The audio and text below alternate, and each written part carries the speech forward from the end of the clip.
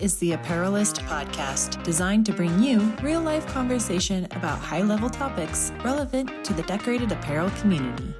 What's up, Apparelist community? I am extremely excited to welcome you to another episode of the Apparelist podcast. We drop episodes monthly for your listening enjoyment wherever you are, whether that's in the shop, maybe you're on the road attending trade shows, or even you're just looking for some excellent content to listen to after work hours. This month, we are celebrating Black History Month, and I'm really excited to share with you all that Nick Burton, founder of Eternal Designs in Rome, Georgia, is joining us as our guest.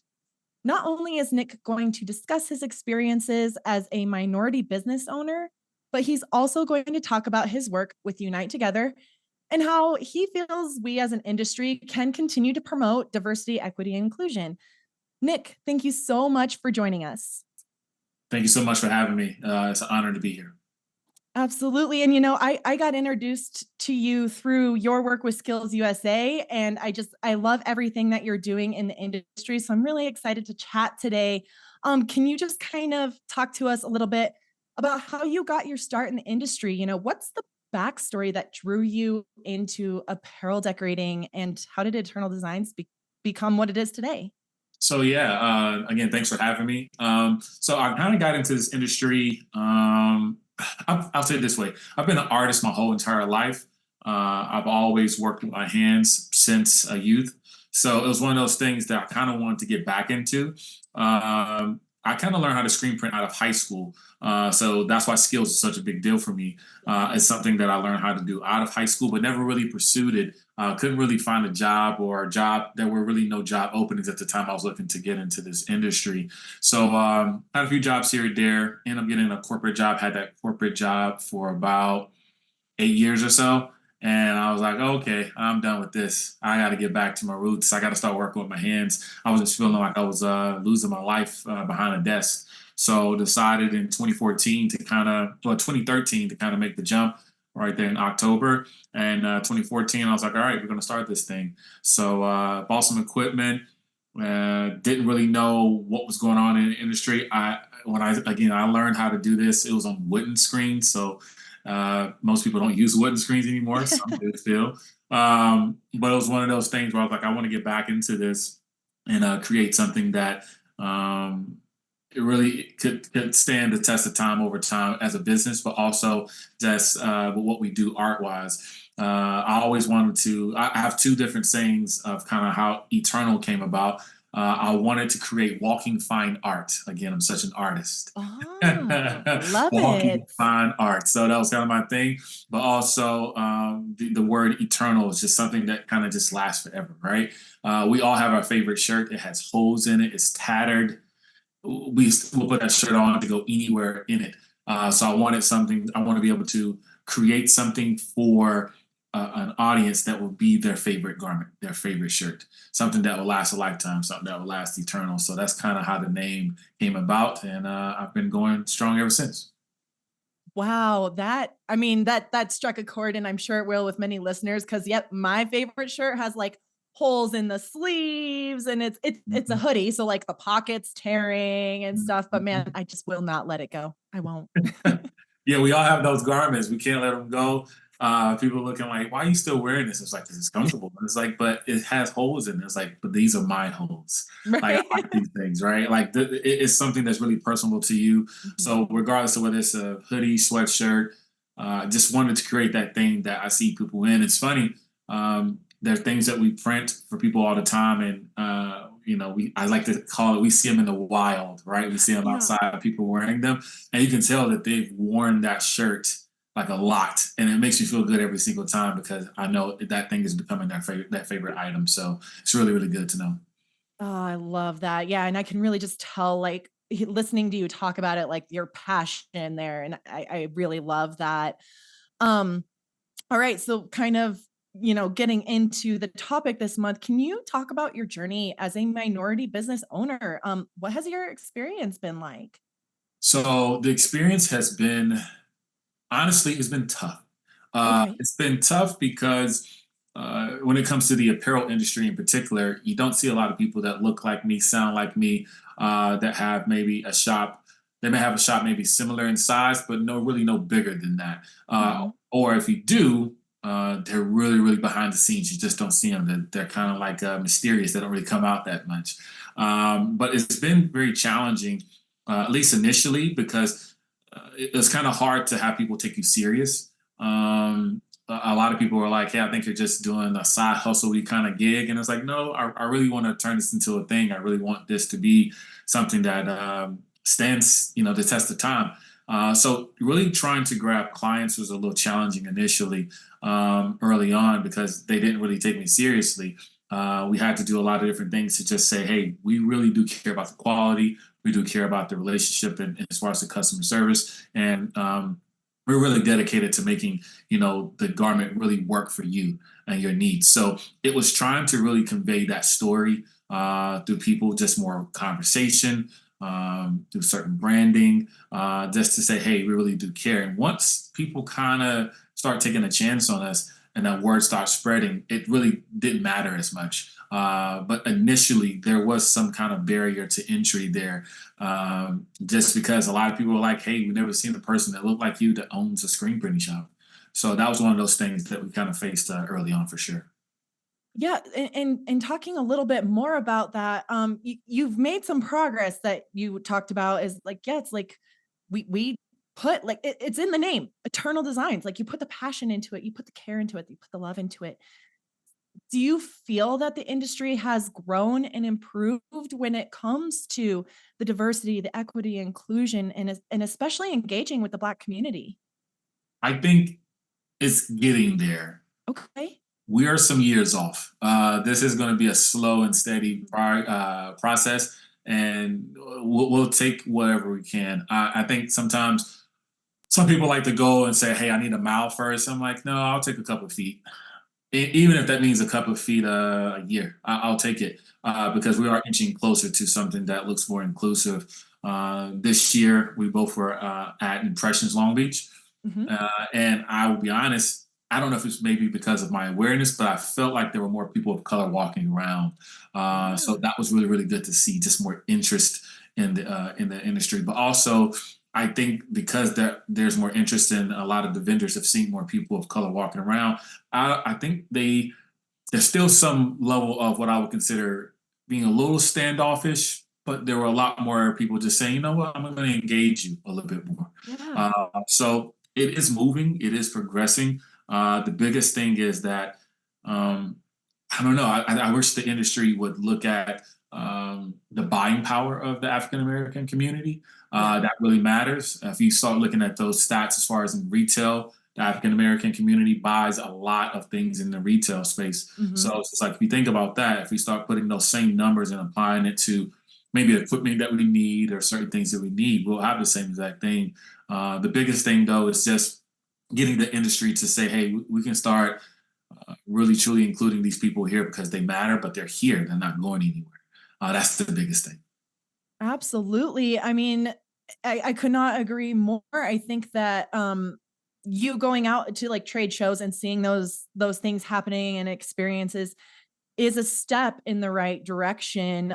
Again, just creating engagement, creating awareness. Like Mhm. we can do this. Do you feel like in your personal opinion, how do we go about doing that? Like you said, yes, we've got the buying power. How do we continue to push that out into the industry? What are some ways that we can change and grow? I mean, I think honestly, it's just there has to be a little bit more self awareness for how you're marketing to or trying to attract a certain demographic. Let's say, for example, we know that there's been a lot of issues in certain industries. Let's say take retail. Let's take H&M, right? There was an Sure. issue where they had something that didn't really work for their particular marketing campaign. Well, there should have been someone in that room that said, hey, we probably shouldn't put this out. There should also be someone saying, hey, we can't forget these guys or we can't forget Yeah. this demographic of people. They're on the rise. We need to start thinking about how we attract them to our product and to our service, but also for the people that we're talking to, or that we have maybe in booths and trade shows. Let's try to make sure that we have some people that are younger, that look like them, to make these conversations easier, Mhm. so they translate a little bit more. Sometimes you might have older gentlemen and women in certain booths that and spaces that are like, hey, I don't really know how to even talk to you. So I think that that's also the thing too. We got to be able to address the elephant in the room with a younger demographic of people that are that speak our language, right? So if we have older people there, they might be a little harder to kind of get across to. If there are younger people there to kind of speak that language, but then also just knowing that, hey, they do have something to offer. Let's just start targeting them. That's the biggest thing, because I know for a fact, there's one person in particular this year. He went to go talk to a vendor about some equipment, and they kind of blew him off. So Uh-oh. he went to the next vendor. The next vendor had some people that were a little younger, and they didn't blow him off. So they got the sale. And Yeah. it was just that simple. It's just like, well, I went over here because these guys really seemed to care, and it didn't really matter what I looked like. They just wanted to do business. And at the Right. end of the day, I'll say this: we as you know Black people here in America don't necessarily want to get anything extra sometimes. We just want to be treated equally, right? Right. Just give us the same opportunity. So if I'm talking to you, it's because I want to talk to you and I feel like I have something to offer, but also I feel like I want to buy something. And we also are very knowledgeable. So we try to make sure that we go into these situations with enough knowledge and know how to be able to have these conversations. So it's just don't undermine what we can do buying power wise, but also just, hey, just have a conversation. This will start there. Yeah. It's the easiest way to approach it for sure. Excellent advice, I think, for, kind of for all of us as a whole. I'm also curious to hear what advice you might have for other minority shop owners. Maybe they're just now getting into the industry, or they've been in the industry, but, previously felt they didn't have a voice or anything like that.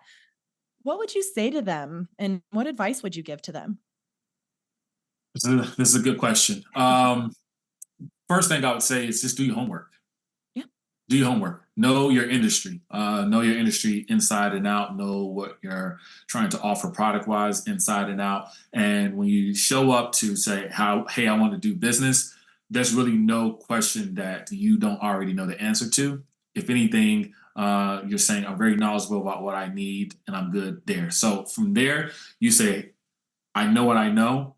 I can show up in these spaces, and I'm going to be taken seriously based on my information," for one. Mhm. And for two, the biggest thing I would tell people in this space, and I would say it's not even necessarily regarding something in the industry, but it's more of a something that our community has to do better at, and it's just belief. You just have to believe in yourself. Believe that we can actually make it to where we're trying to go, and let's just have more belief in the system of things. Sometimes we get in our own way, so I want to say that, hey, we should believe in ourselves, believe in our ability, know our information, and it doesn't matter if we have all of those things. We can step into any place and pretty much dominate and come into an industry really strong, really being able to hold our own in these spaces. So that's the biggest thing. Um, those things right there, if we can just solve those particular problems as a community, we'll be fine. The industry as a whole won't really block us from anything, because there's somebody that will sell you something. So you can get anything and everything you need. That's really never the issue. You can find it, even access to capital. You can find it, but those are the key things that we want to be able to just say, hey, let's focus on these things, and then everything else will fall in place. Mhm.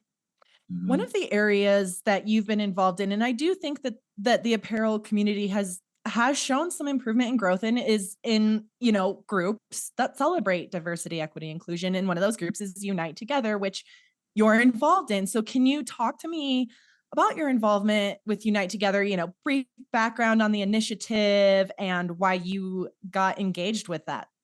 Absolutely. So, Unite Together kind of spawned out of a podcast that Rock US had during the pandemic.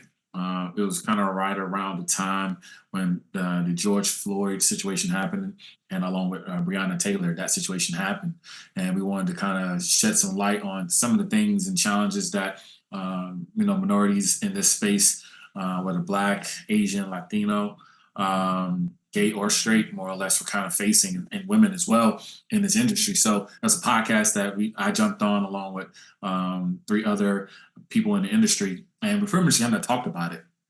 Kind of from there, this kind of spawned this thing of saying, "Hey, let's do something about it.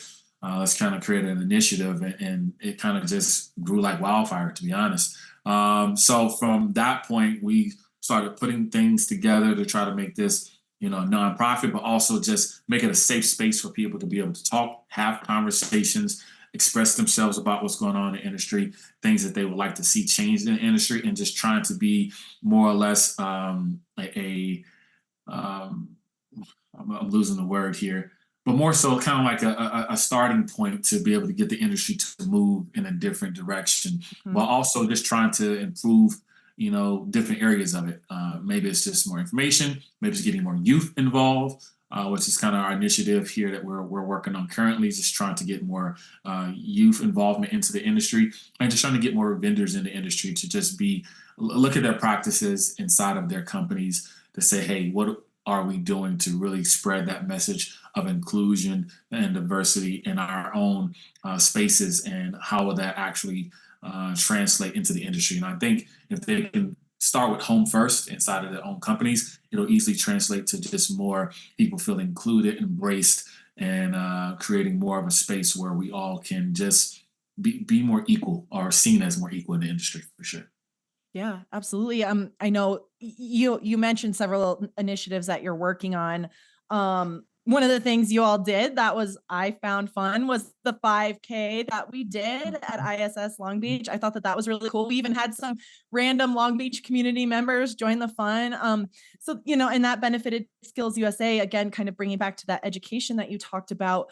Are there any other like cool examples, like specific examples you want to share with us of like things that Unite Together's doing? Yeah, so I mean that's kind of what we're working on now. We did do another initiative where there was a high school in Oregon, Primrose High School. We were able to get they had a kind of graphics design kind of program, but they didn't have any equipment at all. So we're able to get equipment together and actually outfit them with a whole shop, essentially, to be able to start this process. I think I'll be going there along with Ross, who's also part of this, and we're going to be trying to do some training and some teaching. Oh, As the artist, kind of this particular yeah. ensemble, we want to just be able to kind of just talk to the students, and tell them how art kind of helped us get here, right? But that's kind of what we're working on now. It's more so focused on skills, just trying to get more Sure. money to get to these kind of events, because a lot of these. One thing I found when coaching I'm sorry, judging at skills, is there were way more competitions going on in different areas, and there was way more students, but there were way fewer students in the screen printing portion of it. And even the students that were there didn't really have all the resources. Uh-huh. So really just trying to focus on just trying to get more resources in, and then kind of creating just more movement in that space, and then try to see if we can tackle some of the industry stuff, which yet to be determined, but that's on the Yeah. list for sure. Hey, every step is a step forward, right? Somebody had shared with me this really amazing quote from Maya Angelou about, we when you know how to do better, you do better. And that's Mhm. sometimes that's just like one step forward. And that's one step is still progress, right? And so I love to hear that. It's really fun seeing that in action. And I'm sure there's some people listening that are really interested, maybe want to get involved, maybe want to learn a little bit more. Who should they talk to? So if they want to know a little bit more about Unite Together, they can visit the website, so unitetogether.us. There, they'll see some things about our 5K that we did, along with other information regarding Unite Together. They can sign up to take our pledge if they're saying, hey, we're also committed to doing this in our company, and we're also committed to just trying to spread this among the industry. They can sign up to actually take our pledge. And there's also a part of the site there where they can donate if they'll like. We're going to Yeah. take donations, not necessarily just at a 5K, but anytime they want to donate to this cause. Again, it's going towards a worthy cause of helping students at Skills USA. They can do that on the website as well. But that will be unitetogether.us is where they can kind of go and learn more information. Awesome. Thanks for sharing that. Final question for you. For you personally, what is your biggest goal, or what do you see as the biggest goal to the apparel decorating community to continue to focus on when it comes to diversity, equity, inclusion as we continue to push forward? The biggest goal for me is just, this is a good one. But I would say the biggest goal here is just, like you just said, if you know better, you'll do better.